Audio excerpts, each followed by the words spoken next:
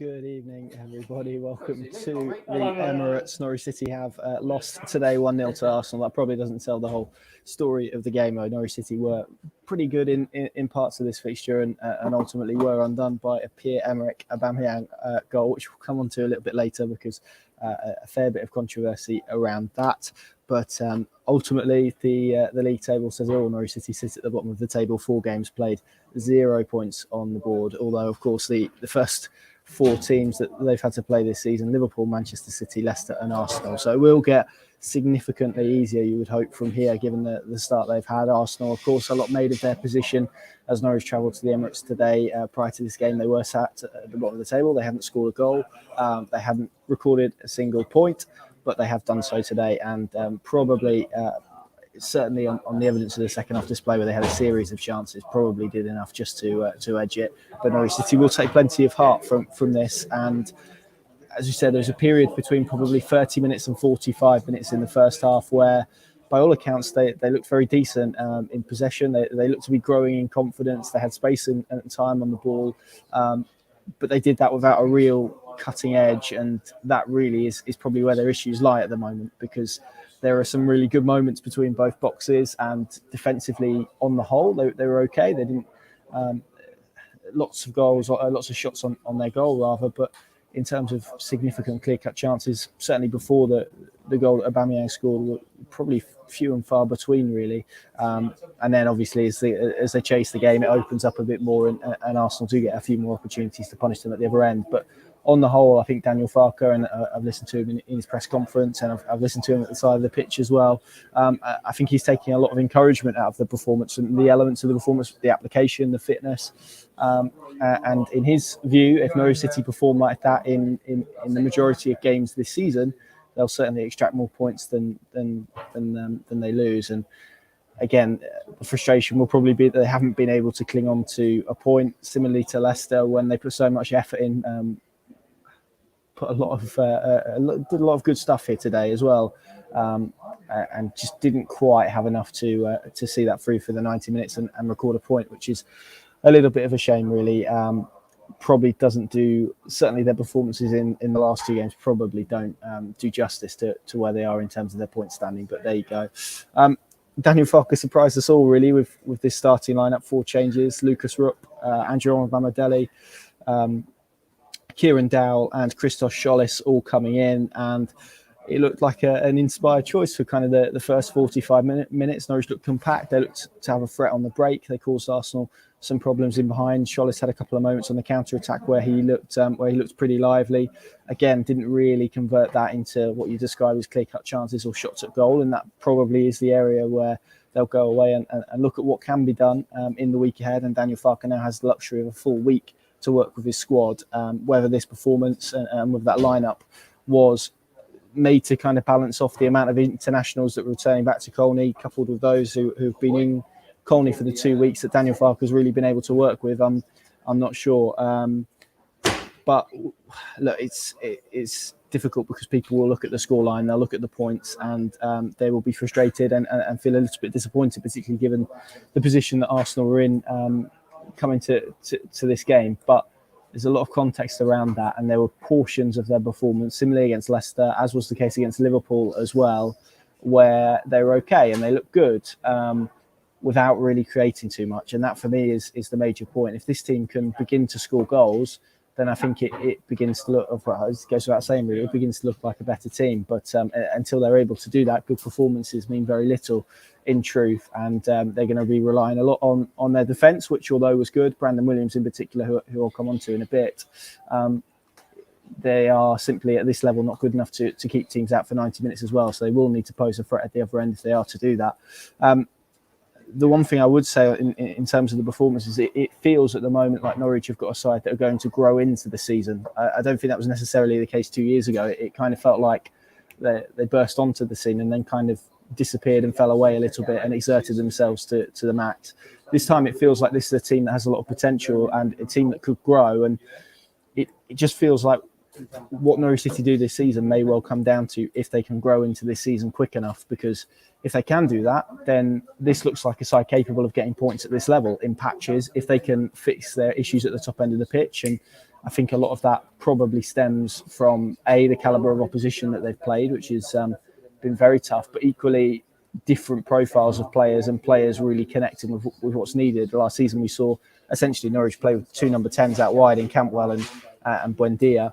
And then Pukki was very much on the shoulder and trying to get in behind. This year they've got more conventional wingers. Scholes looks like someone who wants to get to the byline. Rashica the same. So it just feels like a little bit of a mismatch at the moment in terms of where Norwich City are, and whether they can get to a position where they can insert a number 10 and maybe link what is that midfield to that attack. I'm not so sure, but Daniel Farke seems pretty wedded to this midfield three at the moment and the way it's operating, and I felt it did a fairly good job at parts. But there we go. For me, it will come down to how quickly Norwich City can grow into this season and how many points and what position they're in once they do that, and once we do see these performances converted into points. But of course, as we know in the Premier League, it's often the effect those defeats can have, because it can take the wind out of your sails very, very quickly, as we saw last time. If you continue to lose games, that affects players' confidence, it affects the mood around the club, the fans, and it becomes very difficult then to pick yourself up. And that's what Norwich City need to do at the moment. They've got a massive game against Watford next weekend in front of a full Carrow Road that already has a kind of a must-win feeling to it, doesn't it, already at this early stage in the season? Because if they do fail to extract points out of that, good performance or not, then there are going to be a lot of supporters who are going to be fearing the worst this season. So we shall see. Let's focus on some of the positive aspects. Brandon Williams today was tremendous. I thought he was the best Norwich City player on the pitch by a mile, especially when you consider that Nicolas Pepe cost Arsenal more than £70 million. The way he defended him was brilliant for a 20-year-old or so that he is on loan from Manchester United. There were a couple of really good moments, both inside the box and outside the box. I think you have to be very cautious with how you defend in the box at times, particularly given VAR and stuff like that. And he seemed to time every challenge to perfection. There was a wonderful block in the second half where Pepe almost seemed certain to make it 1-0 to Arsenal, and he got his body in the way there.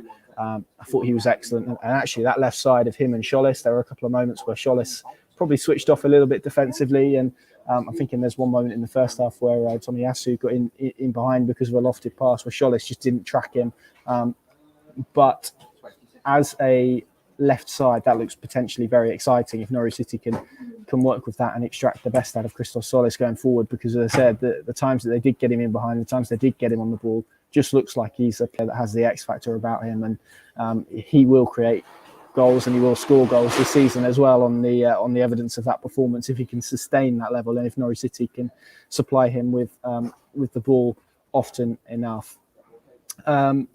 Pierre Lees-Malou as well. I thought he had a very good 15-minute spell in the first half when Norwich looked very good in possession and looked like they were beginning to get a foothold in the game and maybe beginning to up their level within the game.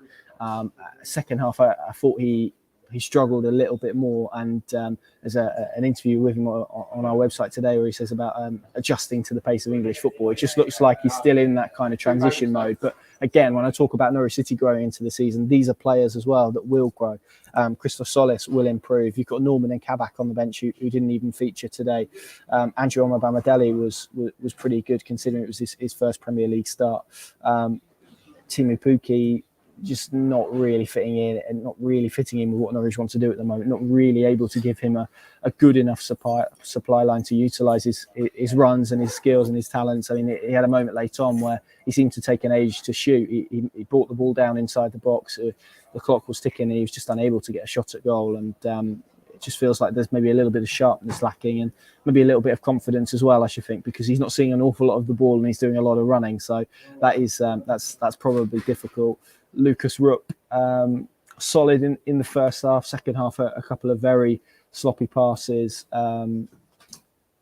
It probably turned into a bit more of a difficult afternoon in the second half. But to be honest, I wouldn't expect Lucas Rupp to continue in that position next weekend and beyond that when Billy Gilmore and particularly Matthias Norman returns. And Daniel Farke now has a week or so to work with this squad. When you consider a lot of those players return later on in the week, particularly Thursday, Friday, Norman probably arrived at the Emirates today not really knowing the name of some of his teammates. So to thrust him into that environment would have been extremely difficult. Daniel Farke opted for tried and tested in terms of Lucas Rupp and maybe looking after Billy Gilmore as well. Had a lot of involvement for Scotland in the international break. He didn't come off the bench today. Kenny McLean obviously returned a little bit earlier, so they probably got a little bit more time to work with him than they would have done Matthias Norman. So that probably explains that inclusion. And yeah, it just feels like Norwich City are relatively close to where they need to be, but probably just lacking a little bit in the final third. And if they can convert their spells of possession into chances and into goals, more importantly, then I think we're looking at a Norwich side that will have enough to remain in this division. It's just whether that point that it all clicks, that it all comes together, comes at a soon enough point in the season, because you fear that good performances don't get results. There is still a little bit of sloppiness. There is still a little bit of a lack of cohesion in this side, and that will take time to heal and grow, and it will take several sessions on the training pitch to repair. And if that continues as the season goes on, then Norwich City are going to find themselves in a difficult predicament if they don't start winning games, because it's not necessarily the point of the season we're at. It is it's essentially how those losses affect teams, and particularly when you're at the bottom end of the Premier League, it's very difficult to get yourself back off the canvas and to go again. So Daniel Farke has a big task. They have a week now to prepare for that Watford game, and in front of a full Carrow Road crowd, you would imagine they'll be well up for hopefully recording their first win of the Premier League season. Should we get to the goal, because I've avoided it enough? We're 10 minutes in. We've not spoken about the controversial goal. Norwich City, I spoke to Andrew Omaramadeli after the game. He admitted he hadn't seen it back, but he saw it on the screen that's in the stadium in real time and felt it was offside. As soon as Aubameyang tapped the ball into the net, he felt that the flag was going to go up. I've seen a few replays. I still think it's very difficult to tell if they've given it essentially for coming off Williams or if they've given it for coming off Krul. And it feels very harsh for Norwich City, because although it may be offside by the letter of the law, when you consider the Campbell one that they had disallowed last weekend, when essentially Todd Campbell is fractionally offside and gets nowhere near Kenny McLean's header when it goes into the back of the net and he's considered active, that feels incredibly harsh. And then you look at today, whether it comes off a Norwich City player or not, Pierre-Emerick Aubameyang is in offside position and will have been seen by some to have gained an advantage by that. So I can understand Daniel Farke feeling very frustrated at the two offside decisions that have been given. Ultimately, probably correct, but do leave a bit of a sour taste in the mouth. And I kind of think back to Daniel Farke after he signed his new deal, and he said Norwich City will need some luck. And we've probably got two examples there that have maybe been the difference between Norwich City sitting here with 2 points on the board and Norwich City ultimately sitting here with no points on the board. So, difficult to take, because their performance and the way they defended and spells of that game where they were on top, it probably feels like they were a little bit hard done by. But the Premier League is about fine margins, and at the moment they're falling on the wrong side of them, to say the least. In terms of player ratings, there'd be a lot of sixes in there, because I felt there was some pretty decent Norwich displays in there. Tim Krul a couple of times with his distribution was a little bit ropey, but did make a series of important saves. Max Aarons, Grant Hanley, pretty solid at the back. Lucas Rupp again did some good stuff, did some not so good stuff, particularly in possession of the football. Kieran Dow drifted in and out of the game a little bit. I felt Jolis had bursts where he looked pretty decent, so I'd maybe be inclined to up him to a 7. Pierre Lees-Malou had a really good period, as I said, in the first half, and then just faded out a little bit in the second, so probably a 6. Man of the match for me was Brandon Williams for Norwich City. I thought he was absolutely tremendous today. Certainly the best player in yellow and green, in my opinion. The manner in which he defended, the aggression that he showed, used the ball well at times as well. And I think that left side with him and Sholis has the potential to be very, very exciting. Teemu Pukki, as we've already discussed, probably not benefiting from a Norwich side that is probably lacking a little bit of cutting edge, but equally struggling to get into games at the moment, and looks a little bit lost in that role where Norwich City are probably trying to utilise him. And whether next weekend with a full week of training, whether Daniel Farke decides maybe to go with Adam Eder or Josh Sargent. I mean, we've seen today that he's not afraid to make big calls. It remains to be seen, but for now, Teemu Pukki if Norwich City are to persist with him, need to work out a way of utilising him a little bit more, because they're struggling really to get him in the game. Kenny McLean probably a 6, lots of energy, broke up play quite nicely. There was one turn in the first half which was excellent that opened Norwich City up. Andrew Mohamed as well, I thought did pretty well on his Premier League debut. Adamida, Todd Cantwell and Milo Rashica came off the bench. A couple of nice bursts from Rashica. Cantwell didn't offer too much in truth. Adamida probably wasn't on the pitch long enough to make a contribution.